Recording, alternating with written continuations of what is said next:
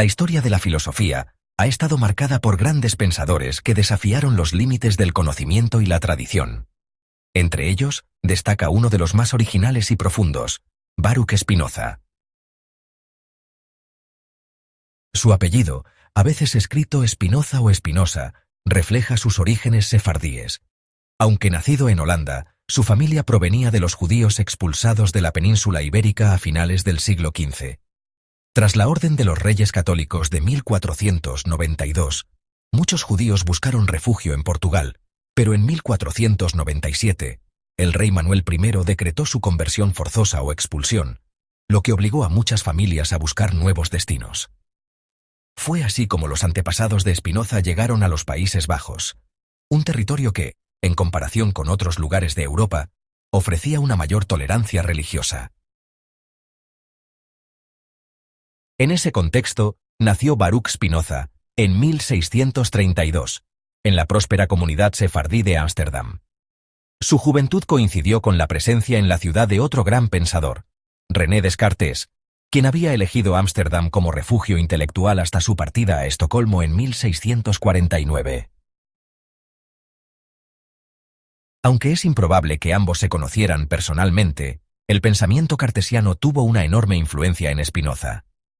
Descartes ya era visto con recelo por las autoridades religiosas de su tiempo.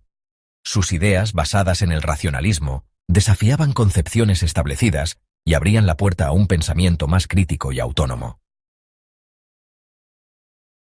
En la comunidad judía de Ámsterdam, el rechazo a la filosofía moderna era aún más marcado.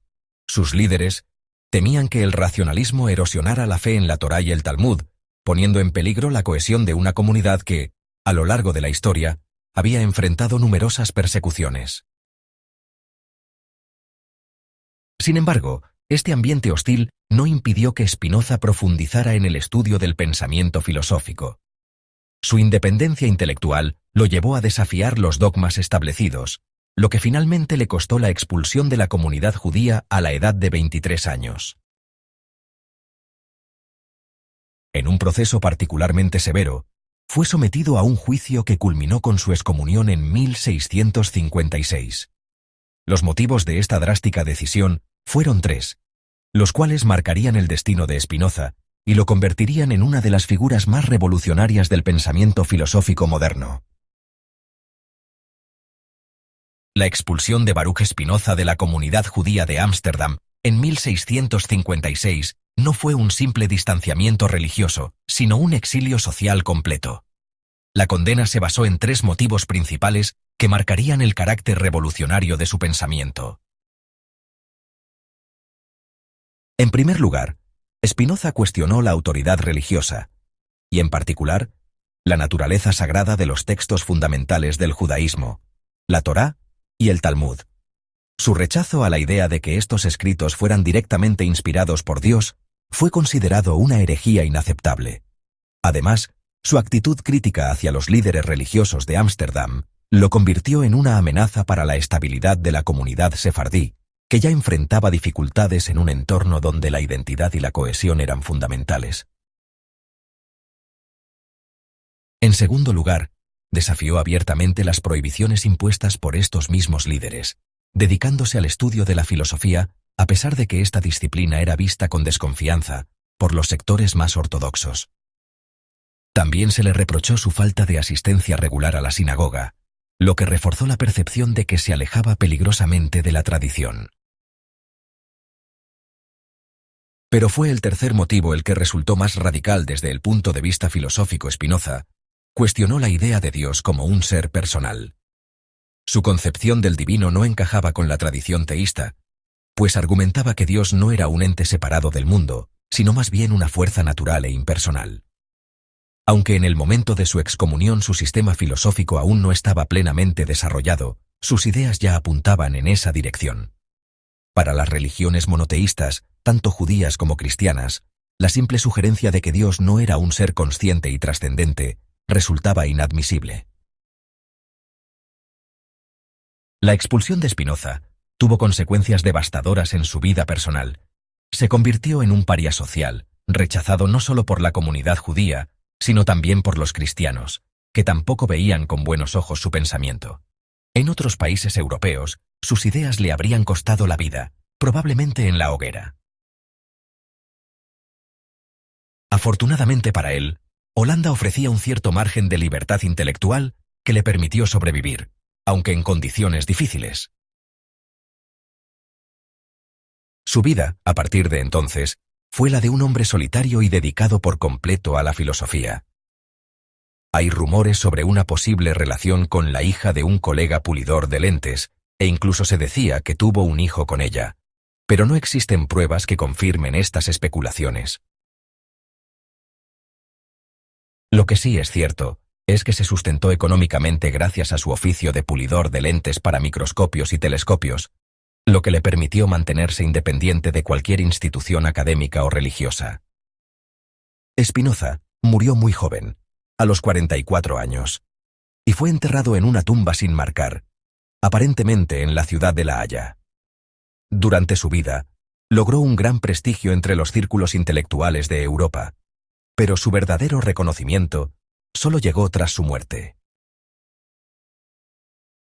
Curiosamente, solo publicó una obra con su nombre, Principios de la filosofía de Descartes, en 1667, un texto que desató una fuerte controversia en su época. El escándalo generado fue tal que Spinoza optó por no publicar el resto de sus obras de manera oficial. En vida, solo vio la luz el Tratado Teológico Político, que también causó un gran revuelo, pero fue publicado de forma anónima. Su obra más importante, Ética demostrada según el orden geométrico, junto con otros escritos fundamentales, solo se conocieron póstumamente, evitando así represalias directas en su contra. A pesar del contexto hostil, Spinoza dejó un legado filosófico excepcional. Su pensamiento partió de las bases establecidas por Descartes, pero las llevó a una conclusión mucho más radical y coherente. En cierto sentido, hizo con Descartes lo que Descartes había hecho con el pensamiento anterior. Cuestionó sus premisas y las llevó hasta sus últimas consecuencias, construyendo un sistema filosófico que influiría profundamente en el pensamiento moderno. En su única obra publicada en vida, Los Principios de la filosofía de Descartes, Spinoza no solo se dedicó a exponer el pensamiento de su predecesor, sino que también aprovechó para señalar sus inconsistencias y reformular algunas de sus ideas.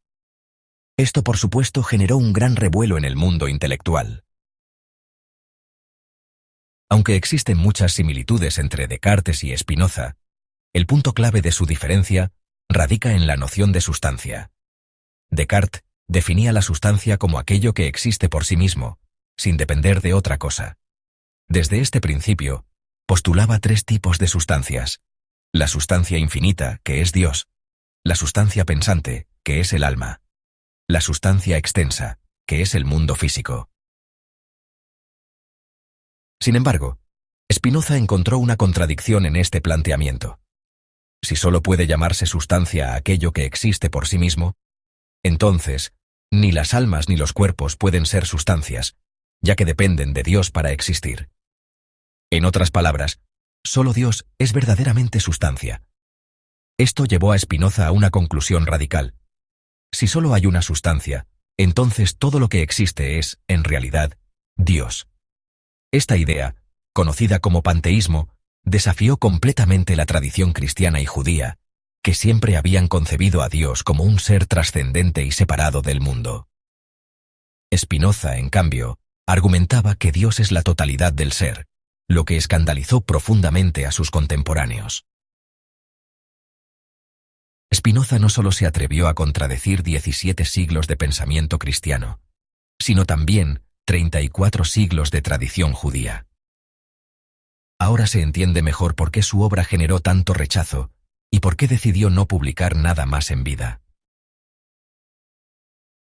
Pero Spinoza no solo desafiaba a Descartes en contenido, sino también en el método de exposición filosófica. Recordemos que Descartes quiso imitar el método matemático de Euclides, el gran geómetra griego. Euclides construyó su sistema partiendo de definiciones y axiomas, es decir, principios autoevidentes, para luego deducir lógicamente teoremas que se derivaban de esos axiomas.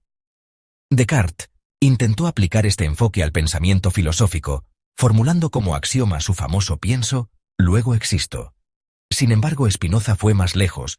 En lugar de simplemente emular el método geométrico, lo aplicó estrictamente en su obra. Así, los principios de la filosofía de Descartes no es solo una exposición crítica del pensamiento cartesiano, sino una obra completamente estructurada como un sistema geométrico. En ella, Spinoza presenta definiciones, axiomas y proposiciones, demostrando cada una de ellas de manera rigurosamente lógica, sin dejar espacio para la duda o la opinión subjetiva. Con este método, Spinoza pretendía que su filosofía tuviera la misma certeza y claridad que las matemáticas. Sin embargo, su enfoque radical y sus conclusiones sobre la naturaleza de Dios y la sustancia hicieron que su pensamiento fuera considerado peligroso y herético en su tiempo. La relación entre el pensamiento de Spinoza y las ideas gnósticas es un tema fascinante. Aunque Spinoza no se consideraba un gnóstico ni se basaba en la tradición gnóstica, algunas de sus conclusiones filosóficas pueden recordar ciertos aspectos de las creencias gnósticas sobre Dios, el alma y la materia. La principal semejanza es que Spinoza también rompe con la idea tradicional de un Dios personal que gobierna el mundo desde fuera. Para él, Dios no es un ser separado del universo, sino que es el universo mismo. Esta visión panteísta podría recordar al pensamiento gnóstico en el sentido de que su Dios no es el creador en el sentido tradicional, sino que es la totalidad de la existencia. Sin embargo, aquí es donde aparece la diferencia clave. Para Spinoza, la materia no es algo malo ni una prisión para el alma. En su sistema, no hay una distinción entre un mundo divino y otro material, entre lo puro y lo impuro. Todo lo que existe es una manifestación de Dios, y la materia y el espíritu son simplemente dos aspectos de la misma realidad única. Si en el gnosticismo el alma necesita escapar del mundo físico para alcanzar la verdad, en Spinoza, el conocimiento no es una vía de escape, sino una vía de comprensión. El objetivo no es liberarse del mundo, sino entenderlo en su totalidad, ya que entender el mundo es entender a Dios. Otra gran diferencia es la visión del mal. En la tradición gnóstica, el mal es algo real y cósmico, vinculado al mundo material y al demiurgo. Para Spinoza, en cambio, el mal no existe en sí mismo. Lo que llamamos malo es simplemente algo que percibimos como negativo desde nuestra perspectiva limitada, pero en el gran esquema del universo, es decir, en la mente de Dios, todo es necesario y tiene su razón de ser. En resumen, aunque hay ciertos paralelismos entre el panteísmo de Spinoza y el gnosticismo, especialmente en la idea de que Dios no es un ser personal separado, las diferencias son profundas. Mientras que el gnosticismo plantea un mundo caído del que el alma debe huir, Spinoza presenta un universo racional y ordenado, donde todo es una expresión de la divinidad. Podríamos decir que Spinoza desmistifica la visión gnóstica eliminando el dualismo entre lo divino y lo material entre el bien y el mal, y reemplazándolo con una visión de unidad absoluta, en la que Dios y la naturaleza son lo mismo.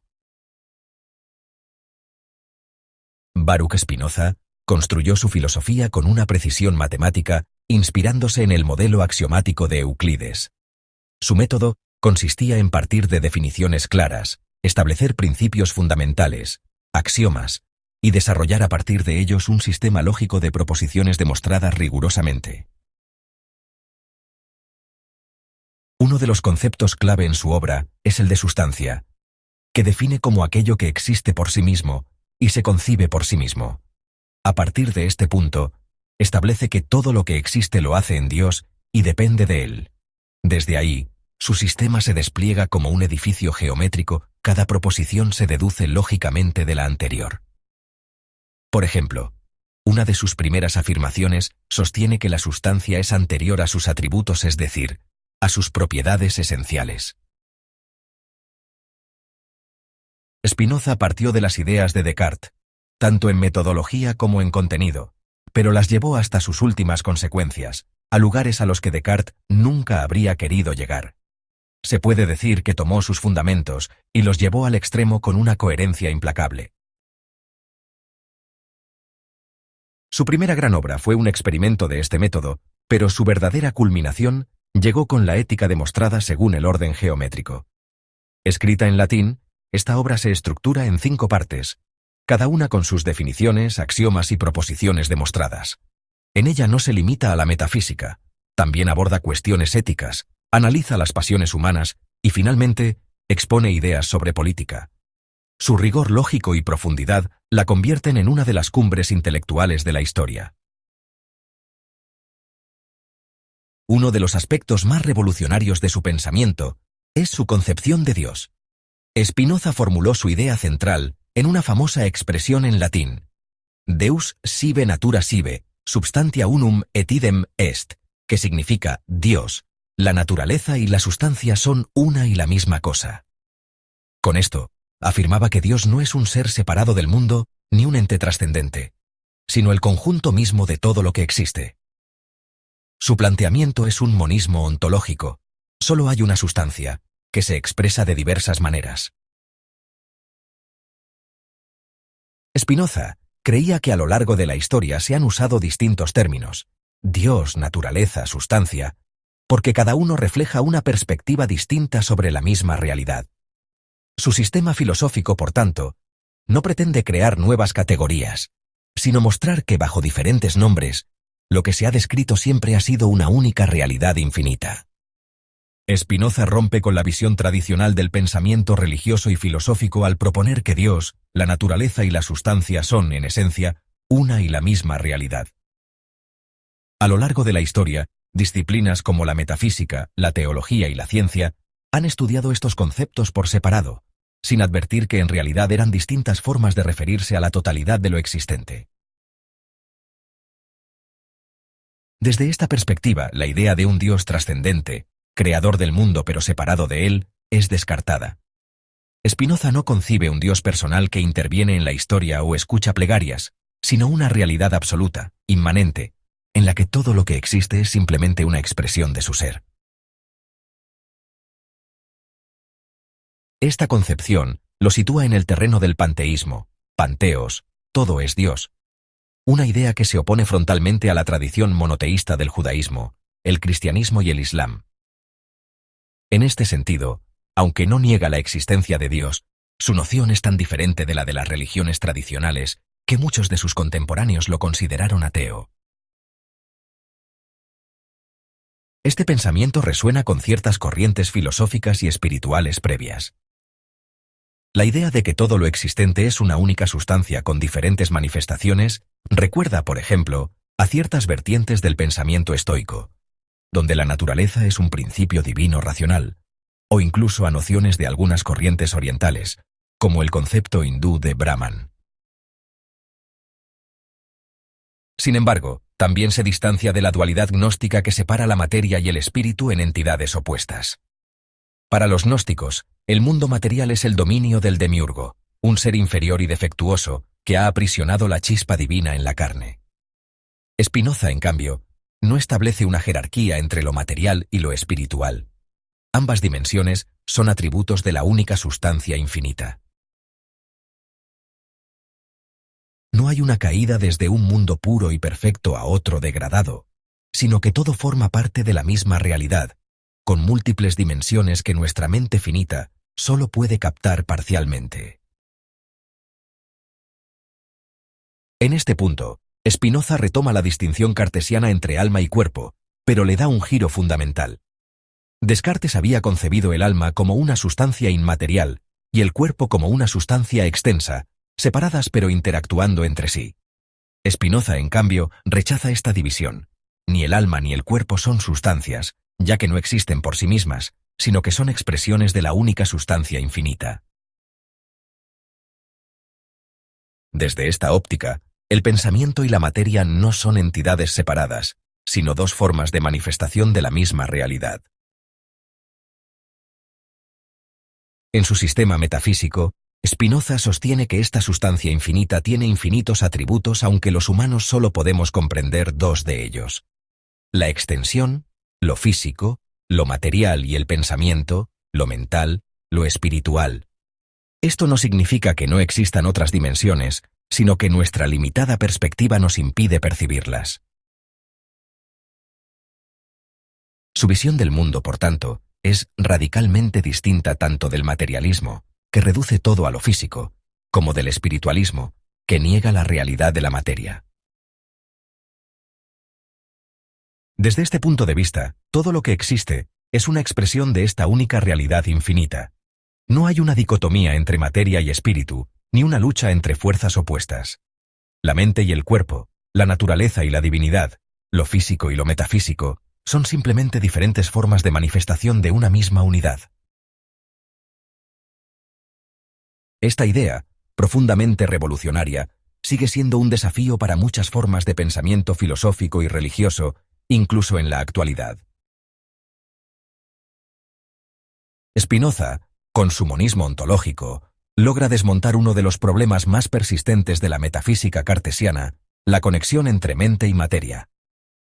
Descartes, atrapado en su dualismo, había introducido la glándula pineal como el punto de interacción entre ambas sustancias, pero esta solución resultaba insatisfactoria. Si la mente es inmaterial y el cuerpo es materia, ¿cómo pueden influirse mutuamente sin contradecir su propia naturaleza? Spinoza resuelve esta paradoja eliminando la necesidad de un puente, ya que para él no hay dos sustancias distintas que necesiten conectarse. En su sistema, mente y cuerpo son simplemente dos manifestaciones del mismo ser, como dos caras de una misma moneda. Este planteamiento resuena con ciertas corrientes del pensamiento gnóstico, aunque con diferencias fundamentales. En la gnosis, el alma es una chispa divina atrapada en la materia, separada por la acción del demiurgo, el creador imperfecto del mundo físico. Spinoza, en cambio, no establece una jerarquía entre materia y espíritu ni ve la corporeidad como una prisión. En su visión, todo lo que existe es una expresión de la misma sustancia infinita, lo que invalida cualquier distinción esencialista entre lo material y lo inmaterial. No hay un abismo entre el mundo físico y lo divino, porque lo divino es el mundo físico, junto con todo lo demás. Desde esta perspectiva, el concepto de libertad también se transforma radicalmente. Para Spinoza, el libre albedrío es una ilusión. No elegimos realmente nuestras acciones, sino que actuamos según la necesidad de nuestra propia naturaleza, que es solo una parte de la necesidad infinita del universo. Los animales, que no tienen la capacidad de pensar en su supuesta libertad, viven sin esta ilusión. Nosotros, en cambio, nos vemos atrapados en la creencia de que decidimos libremente, cuando en realidad no hacemos más que seguir el orden natural de las cosas. Este determinismo absoluto, lejos de ser una visión pesimista, nos lleva a una comprensión más profunda de nuestra existencia. La verdadera libertad no consiste en elegir arbitrariamente, sino en entender nuestra naturaleza y actuar en consecuencia. Así, la filosofía de Spinoza, con su radicalidad metafísica, abre un camino que va más allá del pensamiento tradicional sobre Dios, la materia y el espíritu. Nos enfrenta a la idea de que todo es uno, de que la realidad no es una yuxtaposición de elementos desconectados, sino un todo interdependiente. En esta visión, no hay lugar para un creador trascendente, ni para una separación esencial entre lo divino y lo mundano. Todo es naturaleza. Todo es Dios. Todo es sustancia. Tras su muerte, una inscripción apareció en su tumba, reflejando el desprecio con el que muchos de sus contemporáneos le trataron. Escupid sobre esta tumba. Aquí yace Spinoza. Sin embargo, con el tiempo, su pensamiento ha sido reivindicado como una de las piedras angulares de la filosofía occidental, y su defensa de la razón y la libertad sigue siendo una inspiración para quienes buscan un mundo más justo y tolerante.